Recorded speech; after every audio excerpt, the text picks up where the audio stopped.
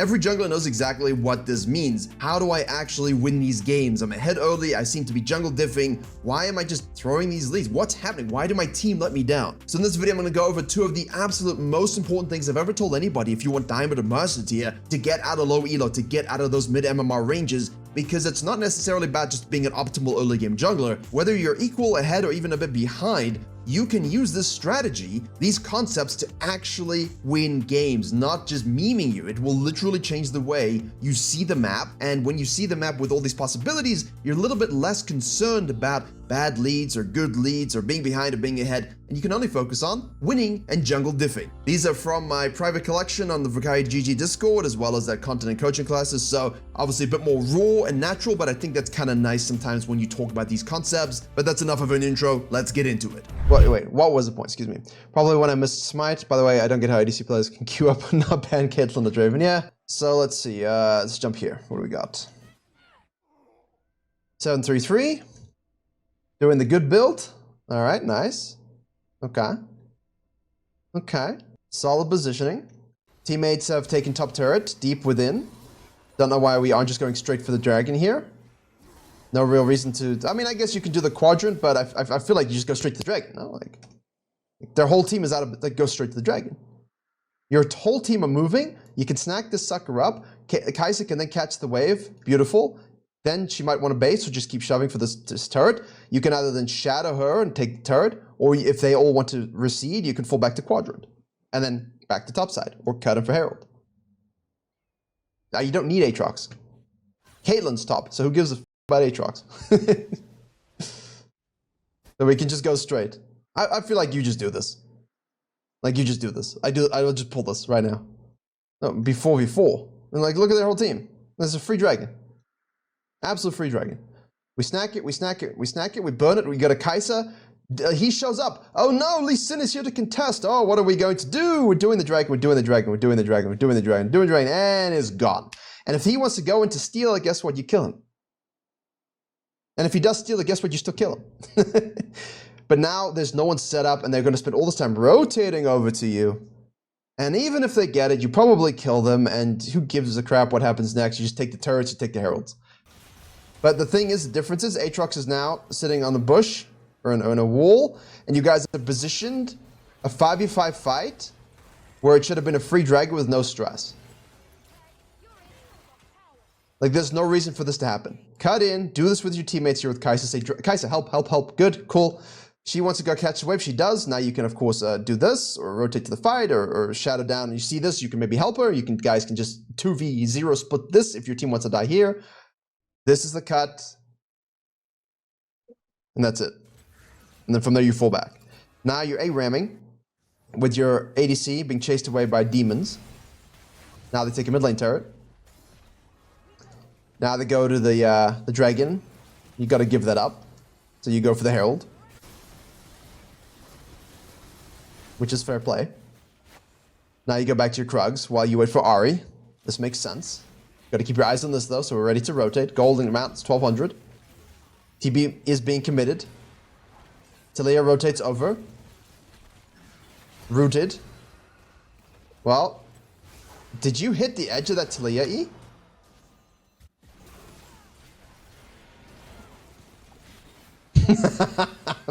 You literally hit the top right one. Oh, that is sad.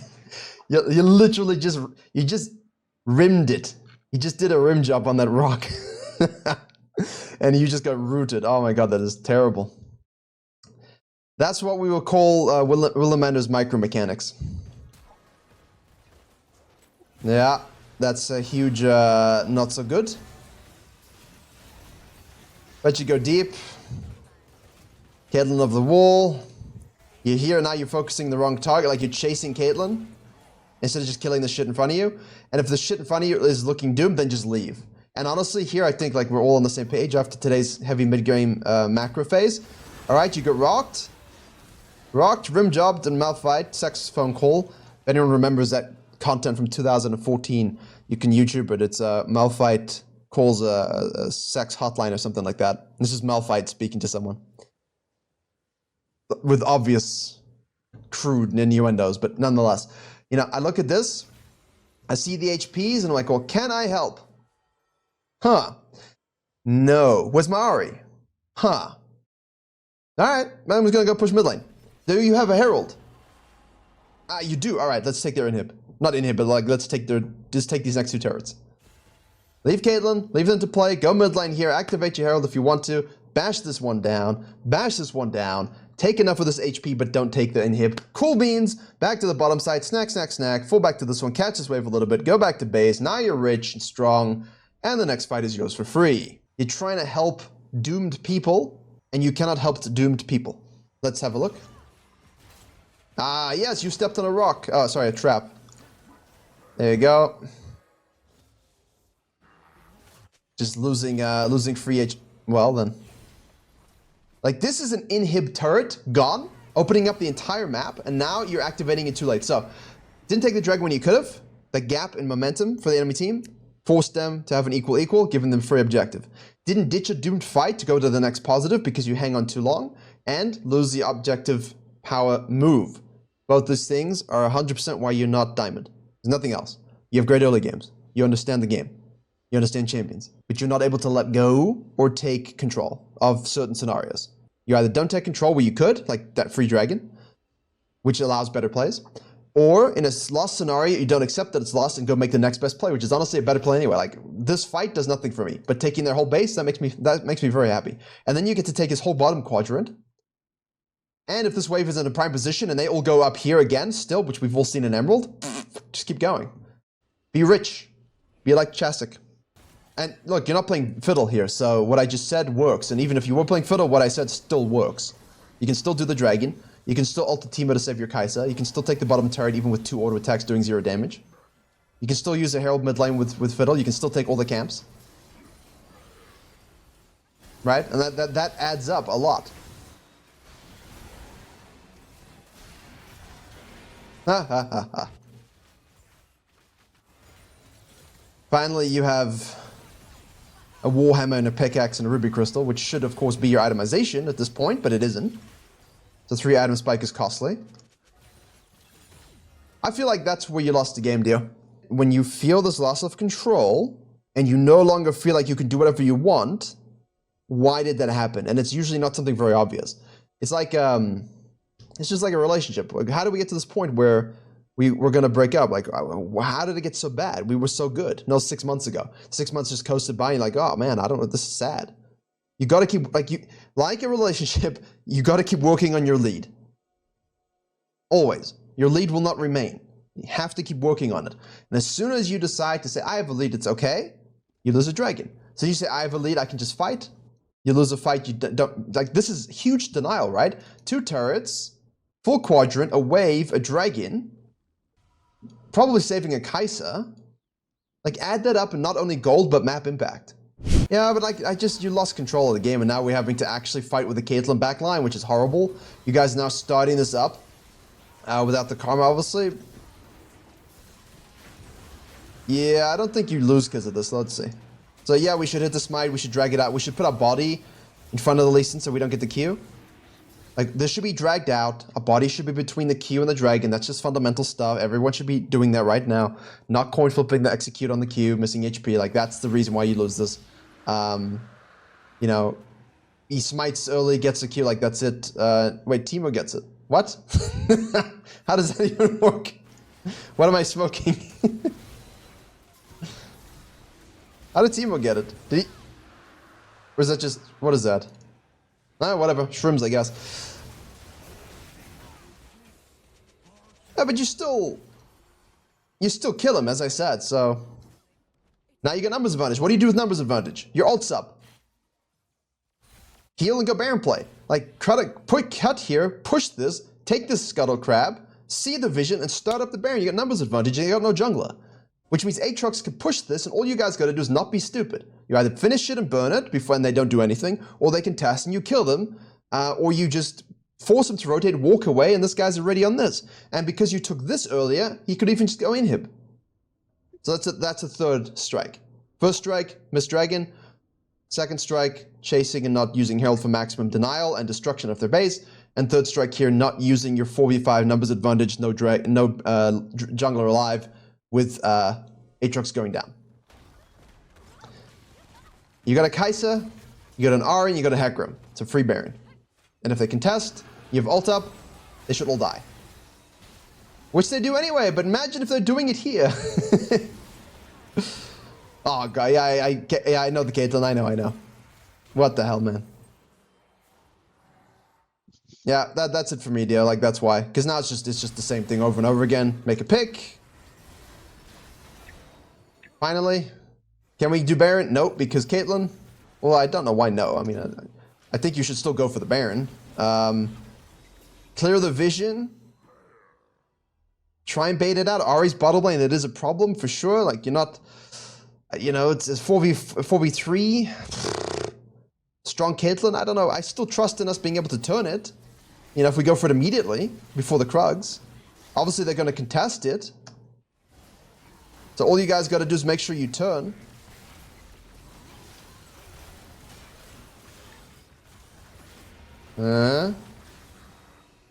Yeah, here you got to finish. Like, your team zone Lee Sin, you just got to finish and smite it. And now you can peel a Kai'Sa. That's your entire job. This is just a misread on your part, I think. Your team zone the Lee Sin. Fucking beautiful. Thank you. Finish. And as soon as you see the Telia rock, just ult that bitch over the wall, keep your Kai'Sa alive, and happy. Yeah, Helsinki. Oh my god. Oh my god.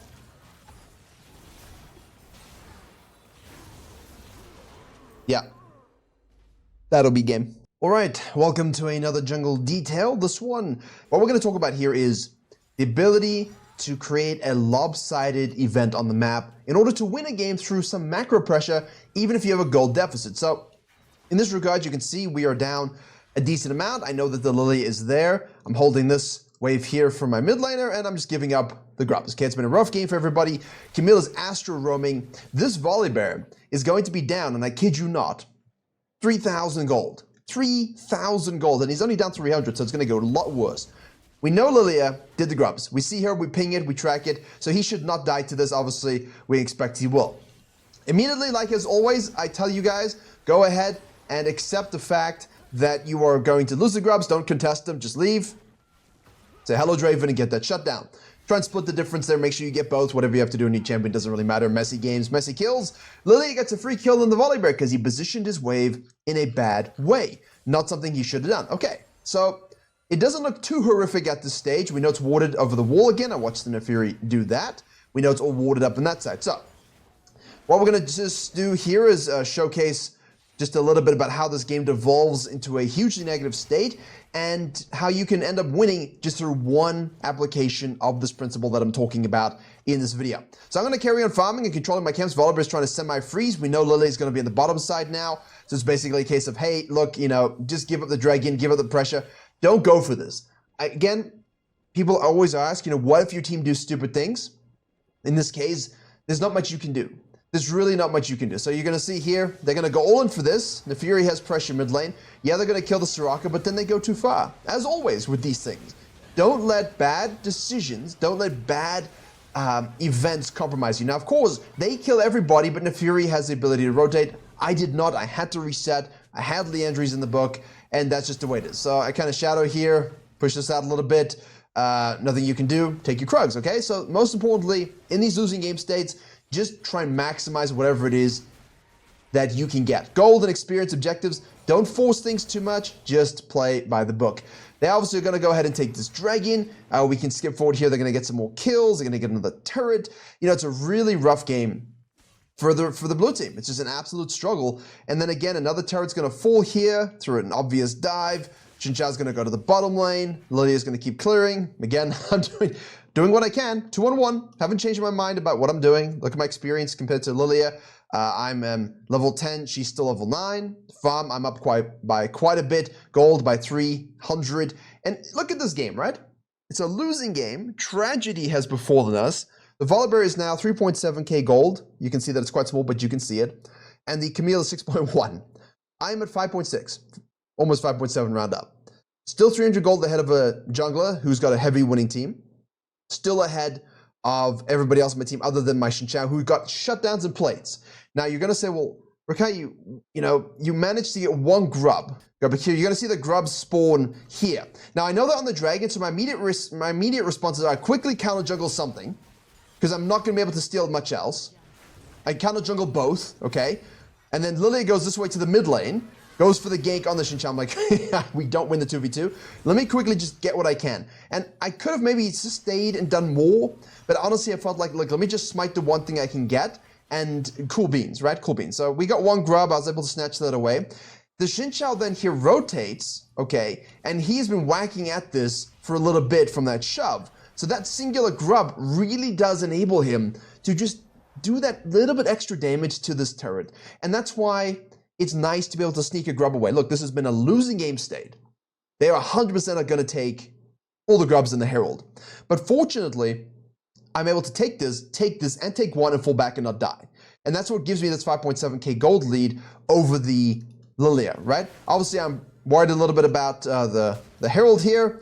I think I go for clear event, and that's it, right? Like, you're not going to be able to do this either. You know that she's going to be heading to the top side. Obviously, here we have Lily on the bottom side clearing this, so we see that, but I'm just worried about the Camille.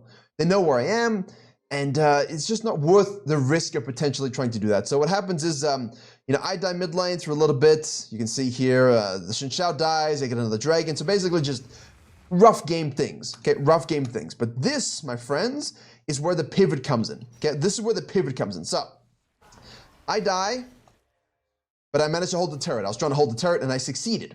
I respawn, all right? And now we're gonna go back in the map. So, that's your context for the early game. Volibear now is 4.3k gold. She's at 7.1k gold. That's a big gold gap. Lilia now's gap closed just a little bit since that last moment. But look at the map for me. It's as big as possible, but look at the map for me. No camps on the top side. Herald is 100% available. Just don't care about this at this stage. Yeah, they could collapse onto this, but there's a dragon available as well.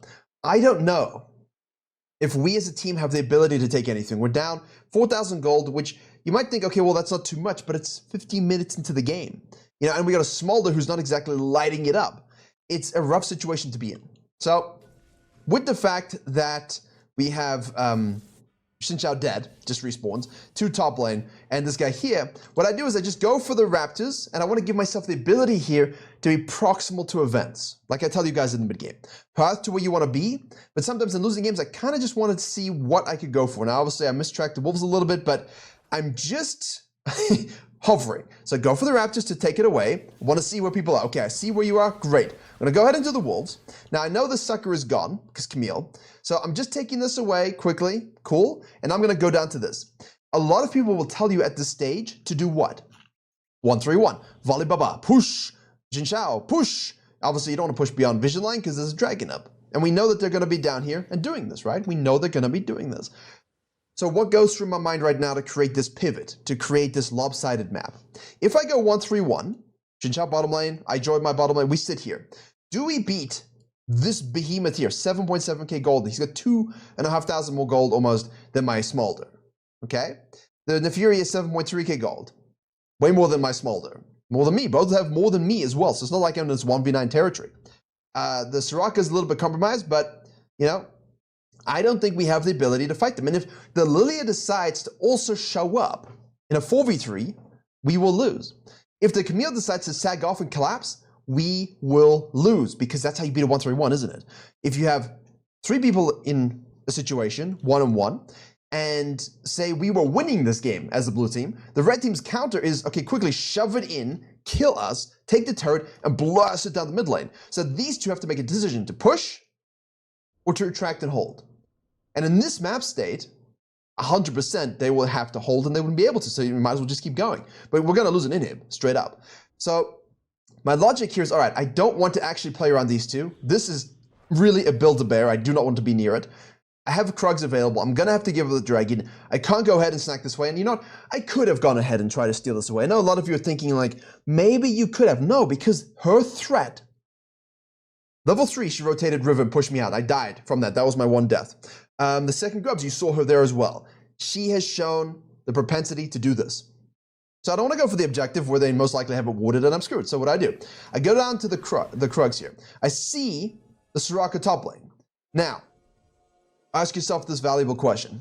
Where are the Nefiri and the Lilia going to go next, in your opinion? Are they going to go and collapse in the Xin Zhao when he pushes beyond vision line? Which is interesting. Okay, if they do that, then surely it must be my prerogative to go mid lane, win the fight, and shove down mid lane. But I don't think we can do that. This is where the win condition evolves. Now, with Volibear being here and doing absolutely nothing, with these two being bait here at this particular stage, what I am worried about is them saying, look, we've taken this outer turret, we've taken this outer turret, we need to take this one now, to push the map in further. Because that's what we teach, right? To push the map in when you have the lead. And that's what they should do. So, if I abide by convention and conservative jungling, conservative macro, I will just be killed and we will lose the game. So I don't want to do that. What I'm going to do is create a lopsided event. I'm going to shadow my Xin Zhao, who's the most fed member on my team, aside from myself, all right? Because I believe that against the Lilia and the Nefiri, we can win 2v2. 100% we can win 2v2 because I have done my job defeating my lane opponent. My jungler is down in gold, so yes, and I believe, I want to say level, but it might not be quite the case. Oh, she just dinged 11, so almost. Okay, now she caught up actually. Yeah, dragons have the catch-up experience on average levels, and they're quite valuable for that, and obviously she's been close to kill. So we are actually normalized now for experience, but I still win that fight, I know I do. So what I decide to do is when I see the Camille here again, Soraka here again, and Draven here again, I don't go mid lane to hold. Then I see the Lilia, I'm like, okay. The Lilia didn't go and collapse on the Xin Zhao. Perfect. Because if she did, 2v2 win, huge for us. We can really shove, right? And force a rotation. But now, you got 3 people going mid lane versus 2. The Camille sags off again as well. Is she going to go and kill them? Is this a 4v2? In which case, a lot of you would go. Don't. Create a lopsided map. What does that mean? If the bucket, imagine now a little bit of visualization, that the bucket is filled with water. And you need to control where it overflows. It's better to lift it off one side and have the water fall out of one side guaranteed, so you can pour it into the sink, right? You can have it not spill on your floor. You can keep it filling up and let it just spill everywhere, which is how you would lose slowly here. You just sit in your positions, 1-3-1, they run you down, the water spills everywhere and you lose. Or you can try and control the spill by lifting up the bucket and creating a lopsided event where all the water falls out of one area. So, if I shadow this guy now, that they've shown their hand, and even if the water spills here, I am intentionally pouring it there. Why? Because the map now is going to go from an even pale, imagine this is a straight surface, to us being up here, like that. And now they have to think about the weights and balances on the bottom side. They have to think about the fact that their water is falling out here, but it's bent. Not bent. It's leaning over the bucket of water, which means we're controlling it. And all of a sudden, that loss of control of the spill of our goal deficit is a problem for them. So what I do is, I decide to shadow this guy, all right, and stay hidden as much as possible. Now, unfortunately, he gets way too aggressive, unnecessarily. I think I chuck out an E, just trying to do stuff, but we burn the flash. Perfect. So, okay, I don't know the Camille's here. Now we've done our job. We forced the flash. We've got the 2v1. Now we've got a lopsided event, right? 1v0, as we see it. 2v3. This is where the spill is, but we are controlling it on this side. This is the lever, right? This is where we can push. So the question is the Camille going to rotate and goon squad and shove this down their throat, or did she base to come and help the Nefiri? If she decided to base, I'm a little concerned. So what I'm going to do is push this wave with my Xin Zhao to get the maximum lifting of this lopsided event and go into the jungle to look for camps to steal. Sorry, let me do this. This is blue side. As I see the Camille here, okay, now the strategy changes again. Could we stay here with the Nefiri if we think they're all doomed? Hell yeah. Yes, we could. We very much could do that. But in that particular case, we would need to be able to take turrets, right? The lopsided event can only keep going if we're able to keep taking turrets. There's no wave. She's clearing out the wave. It's done. We have to wait way too long. This is all now downtime. When you're basically saying, look, I'm going to spill water everywhere, and if that water is your LP, you don't really want to waste time, do you? So what we decide to do when I do this is I ping it and I say, hey, let's go mid lane. I actually typed that. I said, look, they're going to get this anyway. Let's collapse here because the Fury will have to either TP or trail us. She does actually have a TP, but she either will have to TP or trail us. And then Xinjiang follows me. We're the two Fed members, and now we can collapse. You notice the Draven is in the fight because they're split focus. He sees two bot, he thinks objective. Mostly the Lilias are going to think this, and mostly junglers will just go to the objective and things like that, right? But this is exactly what you do when you create a lopsided event. You create discord in their shock calling. 3 of them wanted to push a turret dive and end. Well, not end, but like try and push inhib while this Nefiri holds us. But the Draven was like, well, I think this is silly. Let's go and do the Herald first because there's no way. A split in their focus because we created pressure here that they had to respond to in some capacity. And obviously now we see the Soraka, we go all in and make sure she dies. Draven's on the Herald. Nefiri is forced to flank from the back line. Watch me here. I see her coming from the back line. Now she is in this event that we talk about in the courses, the team fighting numbers, right? We have a 5v1 because 3 are up here and 1 is dead. So all I've got to do is make sure that the Nefiri gets caught out. I go for the full combo onto her. Why? Because if I only root her and they see this opening as, hey, we have a big lead, they're going to turn in and kill everybody. So I go for the full combo on the Fury. My plant and my ult here now creates a full zone. Look at this, a full zone in the team fight, which kills the Fury with the Xin Xiao, and they cannot follow through because of the AoE zone. Perfect. Now the Lilia goes way too deep onto my bottom lane. I'm basically going to let Xin Xiao handle them. I'm going to peel this a little bit. Lilia's going to run away, so I'm like, okay, I don't want to deal with that business. Boom. All of a sudden, absolutely perfect teamfight positioning from us. They kill a Lilia. We go ahead and take this. I clear all these wards to activate this sucker. Why? Because I'm like, let's shove, let's go. Boom. Let's go again here. Boom. Let me take that away. You see that counter jungling of the wall? Boom. So from this decision to not just hold mid lane, guys, help us, say the bottom lane, ignore them. Create a pressure pivot that allows you to force them to have some sort of discord in their decision making because now they're on a bit of a pressure cooker, right? They have to make a decision. They have to make a decision. Do I take it, risk it out? Do I keep it in? What's going to happen? But here, they don't always agree. When you got a 2v1, the people here know they want to go in, but they know they don't have the Fury now.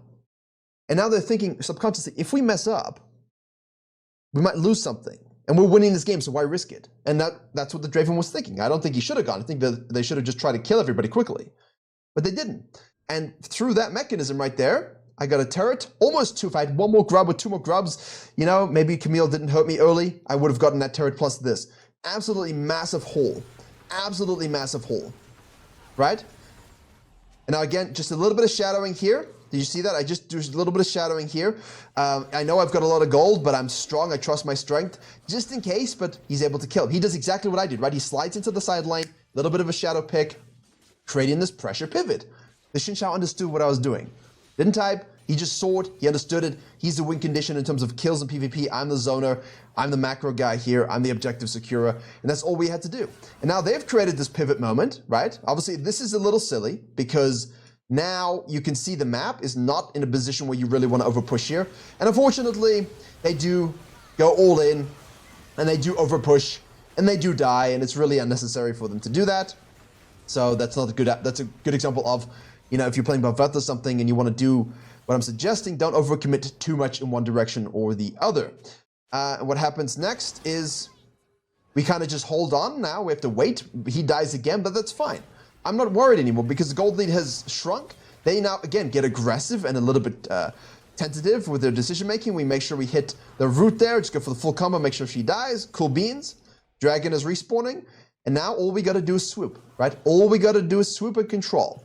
Here we go, Draven's out of position, getting a little bit angry, I think. We hit the root on the turret to take another kill. Very nice. Now Lilia is pushing this turret. Oh no, anyway, we have numbers advantage. Push mid lane a little bit.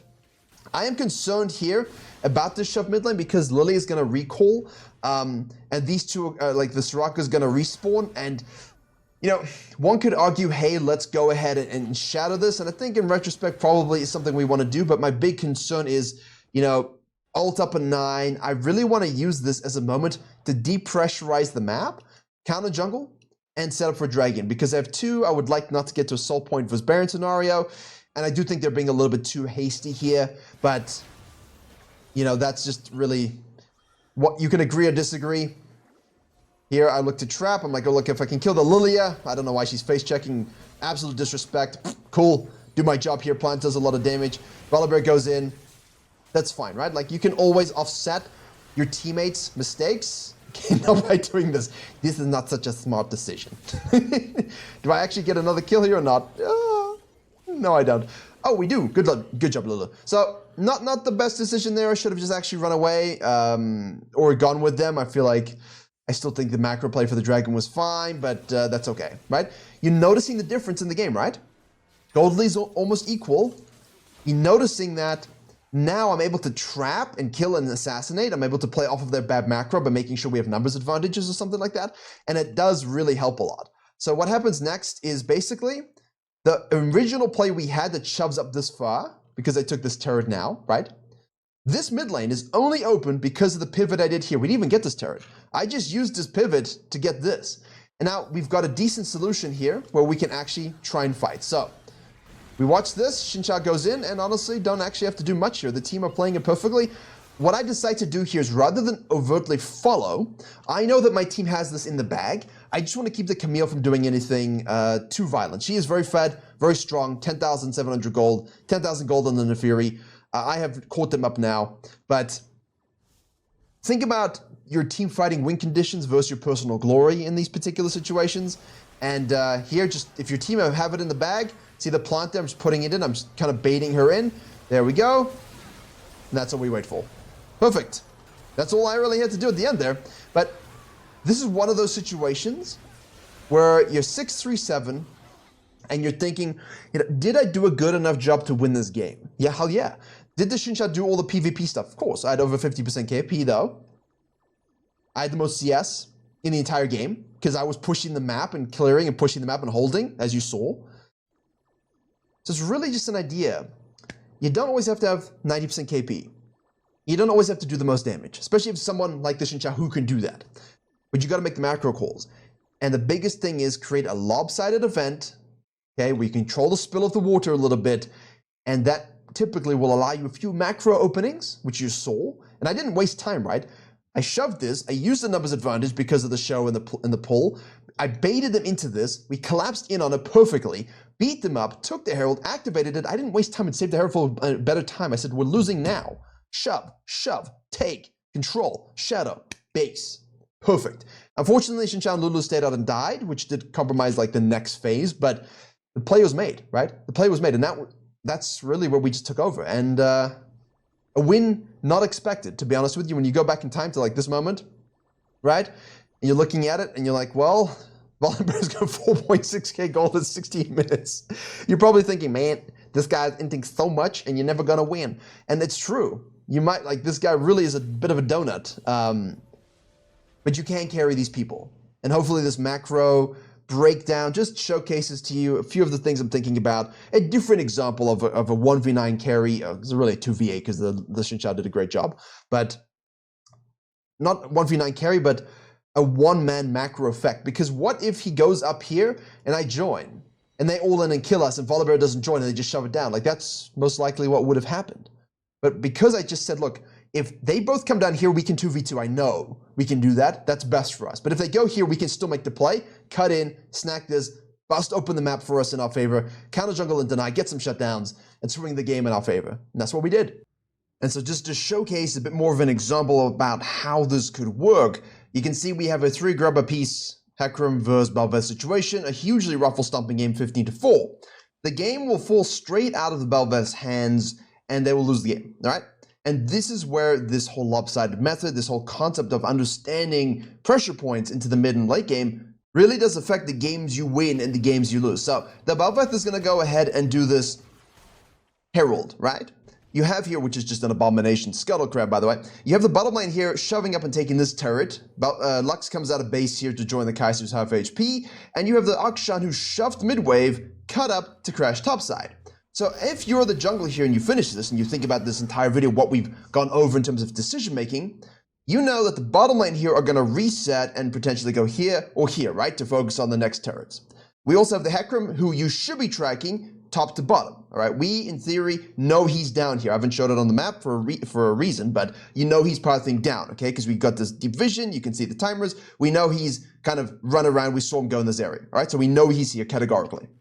The Fury is going to be 2 levels up on the enemy Tryndamere, and you see here the Bel'Veth rotates into this scenario where this cannon wave is pushing back. So what you're going to do is not have a Grum to take, not have a wave to cut into, and now you're going to have to sit around waiting. Also in gold amount, you have 676 in pocket, which is not enough. So you have a few options. Depending on the natural game state of whatever the game is that you're playing, I guess, you can either loop back and take this quadrant, hold, and deal with the crash, full sequence, and shadow. Just kind of even out all your experience, maximize your farm, hold the compression here from the mid and the bot while your team kind of deal with the top lane. Or you can finish the Herald and go, oh look, Aurora's half HP level 9 pushing mid lane. I can kill her and go ahead and do that because you know straight up that the Hecarim is on this bottom side, all right? I'm saying this, you know this, all right? I didn't go over the early game tracking because I don't want to bloat this video any more than it already is, but you know the enemy Hecarim is on the bottom side. So you can go ahead and just kill Aurora, all right? There you go, he's on this red level 9 as well. They get vision, she's not going to expect you to show up here. You got flash, just go kill her. Go kill her, catch this wave, okay? Observe what happens here. Observe what happens here. You should be pinging this off, okay? Bottom lane, be careful of the Hecarim. And now you can either push this up, depending on what happens, or actually, I think you would do that anyway. And then you can decide, all right, do I want to shadow and cut and protect my bot lane from the Hecarim and then fall back to this and do a full sequence? Which is probably a good play here, I think, if we do that. This will allow us to redistribute pressure by forcing someone to deal with the mid lane. Because you kill Aurora, you push mid lane, you got Akshan doing this to the Tryndamere. This wave is still here, right? So you're doing nothing right now. You're literally doing nothing. The bottom lane are going to reset and come up here because they saw you. And they see you on a ward. No one is scanning. No one is putting control ward. You're just sitting in a warded bush. All right? This is all a complete waste of macro time. And Aurora is now going to be able to take this turret. Also, because these two are overcommitting, Hecarim is able to get level 10 and rotate down with his Eclipse build. Which means he does a lot more damage, right? So there you go. Full damage, okay? The Bel'Veth has not heeded any of the things that we've spoken about in this video, right? Because now she took herself off the map, doesn't even go mid lane, goes into a jungle. The whole concept of the lopsided rule to create pressure distribution elsewhere has not been applied. Force numbers up here, everybody dies. So in the case that the Brain and the Ezreal both go to the top side here, cool, all right? Because I kill the Aurora, I push mid lane. Hecarim either comes to deal with me, who I hopefully can kill, or he goes to the bottom lane like he does. If he does go to the bottom lane and you have 3 top lane, well, guess what? He just keeps shoving, and that's why it's important to try and get those grubs, right? You want those 5 to 6 grubs as Bel'Veth. He just pushes off here. And obviously, you got the Herald, so honestly, if I see 3 top and I see 1 bot and I kill Aurora, I'm just going to double Herald charges, expose this inhib. Don't take it, just expose it, because you don't want to give them supers at this stage. Just expose it, and then fall back and deal with whatever fallout there is. Most of the time, you could shove this and then catch up, cutting underneath here and take this turret as well. So you kill and you prevent this turret being taken. You take 2 turrets yourself. This turret was secured and you're in total control. But instead, you take the Herald, okay? You go top lane, you jerk it around, you don't scan whatever. You go back to base with 600, 700 gold for no particular reason. Now Aurora gets this turret. Like, well, can, you know, the Bel'Veth kill the Aurora here? Yes. Without even flashing. Wow, amazing, amazing work. But now, you're the only one on the map. Your entire team is dead. So think about the Hecarim coaching class we spoke about. Think about the Zyra split push there. You have not opened up the map in any of those ways. All you have done is wasted time and given the Hecarim a free kill on the bottom side. And now you can't really shove this. I mean, you could. I mean, I would shove this all the way out here. You can always fall back here and try to do something. Oh, I can't really do anything. What do you really do now? Well, this is kind of sad. Hecarim is pretty strong. Yeah. And you give 1,000 gold shotgun to the enemy jungler. And I'm not going to show you the rest of this game. I just wanted to show you that this little moment here, at 14-15 minutes, loses the game. Because what happens is they push this up all the way. They get this turret. The bottom lane dies. This guy gets 1,000 gold shutdown. Now he's up by quite a lot of amount against you. And all I'm going to do is jump to say 20 minutes. Let's just jump to 21 minutes or so. We're, what, 16-9 with a deficit. We had a gold lead. And now we are at 19-21. So it is just snowballing in the opposite direction completely. Soul and everything. All as an extension of this missed opportunity at Herald to say, okay, look, There's my Aksham pushing away the Aurora. Great, I know her comes down on the bottom side of track. That this wave here is being pushed in. I see this over here, okay, but I'm doing this first. I'm not going to punch the Herald here at all. Let me go mid lane here afterwards. I would always think about either taking this, cutting this, holding this if the map is negative, or cutting it aggressively, especially when you see the, ooh, let me go get this kill, and then shoving in to force Hecarim to deal with me and not my bottom lane. And if he does deal with bottom lane, you get 2 turrets. You sag the map in. So this whole pressure distribution, if you're not doing it correctly and you're missing these plays and you're kind of doing this like the Bel'Veth here, and you're allowing this Hecarim just to free farm and then free kill your bottom lane, obviously not entirely your fault here, but there is a pressure extension, right? This guy just got so much gold from those 2 kills plus your shutdown, and you lose a turret for no particular reason. And you don't actually end up using the Herald in any severe capacity. Like, let's have a look to see where we can use this Herald here. We go for the next fight, but now we're down 2 levels to the enemy jungler. We were up a level. We got level 10 from Herald, and he was level 9 on his red. And now you're down straight up 2 levels, and you can't do anything. In a game that you were ruffle stomping. So think about this, and hopefully it makes a lot of sense in changing the nature of your games. And next time you win an early game and you're really, really fat, and you think, man, how can I not win these games? This is why. And if you need a bit more specific advice, click this video to go into more of the early game strategies.